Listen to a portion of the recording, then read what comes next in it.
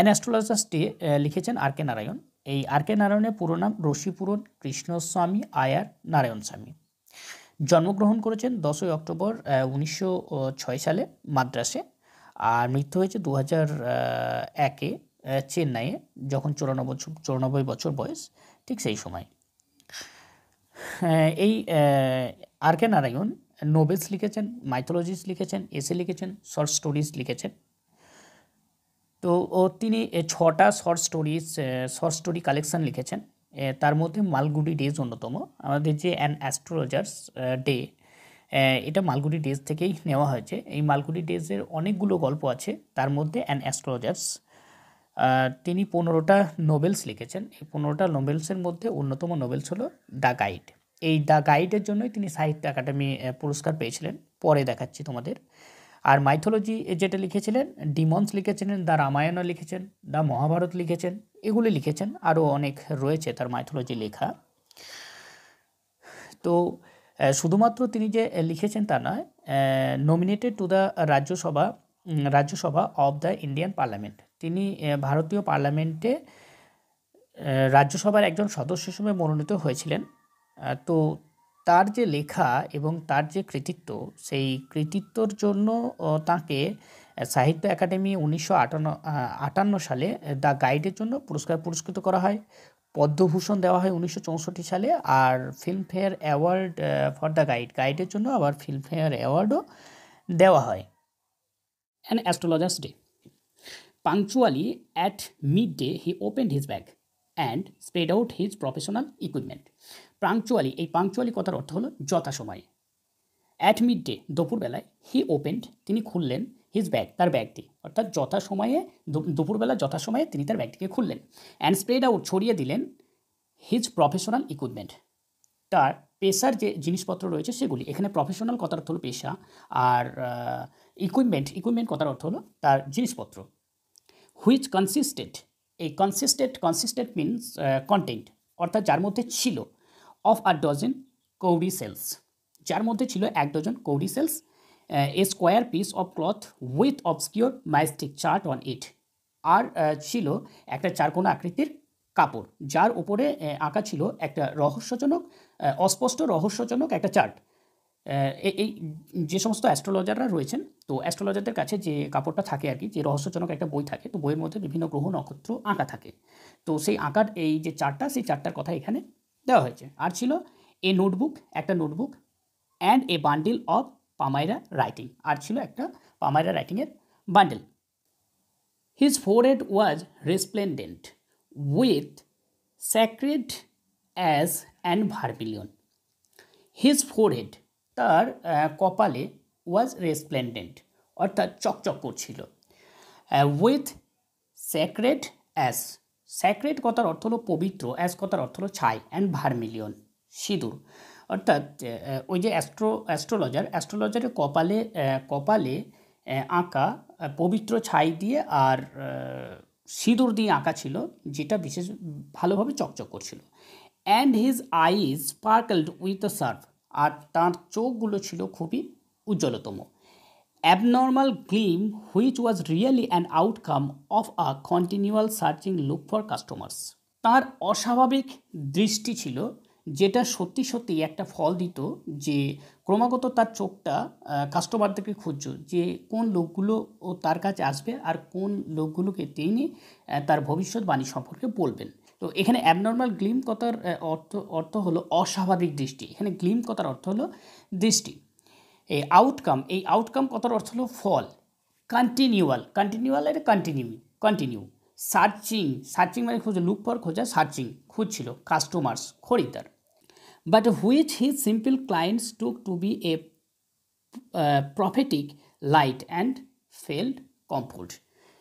কিন্তু তার যে সাধারণ ক্লায়েন্টগুলি ছিলেন, তারা বিশেষভাবে তার যে চোখের দৃষ্টি, সেই দৃষ্টিশক্তিটাতে বিশেষভাবে আকর্ষিত হতো, আর তারা একটু আনন্দ অনুভব করতো। তা এই কারণেই আনন্দ অনুভব করতো, তাদের এটাই মনে হতো যে ওনার কাছে গেলে আমাদের ভবিষ্যৎ সম্পর্কে উনি কিছু বলতে পারবেন। The power of his eyes was considerably enhanced by their position. তার চোখের দৃষ্টিশক্তি আরও বিশেষভাবে বেড়ে যেত। As they were between the painted forehead and the dark whiskers which streamed down his cheeks. তো তার গাল ভর্তি যে দাড়ি, গাল দিয়ে বেয়ে এসেছে যে গাল ভর্তি দাড়ি, আর তার কপালে আঁকা যে তিলক, সেই তিলকটা মানে কপালে আঁকা যে তিলক, সেই তিলকের মধ্যেই ওই সমস্ত যারা যে সমস্ত কাস্টমাররা আসতেন তাদের চোখগুলো যেন আটকিয়ে থাকতো। তো এই জন্যই তার পাওয়ার বা দৃষ্টিশক্তিটা আরও বেড়ে যেত, যে কোন কাস্টমারকে আকর্ষিত করতে পারছে, কোনটাকে পারছে না, এইটা দেখে তিনি বুঝতে পারতেন। Even half wit's eyes would sparkled in such a setting. এমনকি সাধারণ যে সমস্ত লোকজন ছিলেন তারা এই যে তার সেটিংটা ছিল, অর্থাৎ তার কপালে আঁকা ছিল, গাল ভর্তি দাড়ি ছিল, এটার দ্বারা তারা বিশেষভাবে প্রলুব্ধ হতেন। To crown the effect he wound a saffron colour turban around his head. আরও বেশি খরিদ্দারকে আকর্ষিত করার জন্য তিনি এই স্যাফরন কালার অর্থাৎ গেরুয়া রঙের একটা পাকড়ি মাথার চারিপাশে জড়িয়ে নিতেন। এখানে এই ওল্ড কথার অর্থ হলো জড়িয়ে নেওয়া। This colour scheme never failed. এই স্যাফরন কালারের যে টারবানটা, তার যে পাগড়িটা রয়েছে আর কি, তো সেটার দ্বারা তারা বিশেষভাবে আকর্ষিত হতো, কখনোই এই রঙটা ব্যর্থ হতো না। People were attracted to him as bees are attracted to cosmos or dahlia stars. লোকেরা এতভাবে আকর্ষিত হতো যেমন ডালিয়া ফুল দেখে মৌমাছিরা মধু খাওয়ার জন্য ডালিয়া ফুলে আকর্ষিত হয়ে পড়ে, ঠিক সেই রকমভাবে এখানে অ্যাট্রাক্টেড কথার অর্থ হলো আকর্ষিত হয়ে পড়া। He sat under the boughs of spreading tamarind tree. He sat তিনি বসতেন, under the boughs of spreading tamarind tree অর্থাৎ তেঁতুল গাছে ছড়িয়ে ছিটিয়ে থাকা ডালের নিচে। হুইচ ফ্লাঙ্কড এ পথ running through the town hall park. ওই গাছে অর্থাৎ তিনি যেখানে বসতেন তার পাশ দিয়েই একটা রাস্তা টাউন হলের দিকে চলে গেছে। It was a remarkable place in many ways. এটা এমন একটা গুরুত্বপূর্ণ জায়গা, তার বিভিন্ন কারণ ছিল। Surging crowd was always moving up and down this narrow road morning till night. প্রচুর পরিমাণে অর্থাৎ সার্গিং কথার অর্থ হলো জনস্রোত। প্রচুর পরিমাণে জনগণ একবার টাউন হলের দিকে যায়, আবার টাউন হলের দিকে ফিরে আসে। তো এদিক ওদিক যাওয়া আসা করে সকাল থেকে একেবারে সন্ধ্যা পর্যন্ত। A variety of trades and occupations was represented all along its way. বিভিন্ন ধরনের ব্যবসায়িক এবং পেশার লোকজন এই রাস্তার দুপাশে বিশেষভাবে প্রদর্শিত হয়েছিল। এখানে রিপ্রেজেন্টেড কথার অর্থ হলো প্রদর্শিত হওয়া। Medicine sellers of stolen hardware and junk, magicians and above all and auctioneer of cheap cloth. যার মধ্যে ছিলেন মেডিসিন সেলার্সরা, আবার অনেকে ছিলেন পুরনো যন্ত্রপাতি, এখানে জাঙ্ক কথার অর্থ হলো পুরনো যন্ত্রপাতি বিক্রি করার লোকজন, আবার জাদুবিদ্যার লোকজন ওখানে ছিলেন। সর্বোপরি একজন নিলামকারী অর্থাৎ কাপড় চোপড় বিক্রি করছে নিলামকারী লোক ছিলেন, হু ক্রিয়েটেড এনাফ ডিন, যিনি আরও বেশি উত্তেজনাপূর্ণ করে চলছেন অল ডে, সারাদিন, to attract the whole town, শহরটাকে আকর্ষিত করার জন্য, অর্থাৎ শহরের লোকজনকে বেশি করে আকর্ষিত করার জন্য যাতে তারা এসে তার কাপড় চোপড়গুলো কেনে, সেই জন্য তিনি নিলামে সেগুলো জোরে চেঁচিয়ে বিক্রি করার চেষ্টা করছেন। Next to him in vociferousness came a vendor of fried groundnut. Vociferousness কথার অর্থ হলো উচ্চকণ্ঠে চিৎকার করা। তো তার পাশেই একজন রয়েছে বিক্রেতা, যিনি ভাজা বাদাম বিক্রি করছেন আর কি। এখানে ফ্রাইড গ্রাউন্ডনাট মানে ভাজা বাদাম বিক্রি করা। Who gave his ware a fancy name each day, যিনি দিয়েছিলেন এই যে বিক্রি করার যে পদ্ধতি, সেই পদ্ধতিতে বিভিন্ন ধরনের মানে প্রত্যেক দিনে একটা করে তিনি নাম দিতেন। কলিং ইট, একদিন তিনি বলতেন বম্বে আইসক্রিম, আবার অন্য দিন one day and on the next Delhi almond. একদিন তিনি বলতেন বোম্বে আইসক্রিম, আবার অন্যদিন তিনি বলতেন যে Delhi almond and on the third day Raja's delicacy, এমনকি বলতেন রাজাদের ডেলিকেসি মানে রাজাদের সুস্বাদু খাবার। অর্থাৎ তিনি বলতে চাইছেন যে যখন গ্রাউন্ড নাটস বিক্রি করছেন, ভাজা গ্রাউন্ড নাটস, তিনি এমন নামগুলো বলছেন যাতে লোকজন আকর্ষিত হয়ে তার কাছে আসে, অর্থাৎ বিক্রি বাটার দিকে তার ভালো হয় আর কি।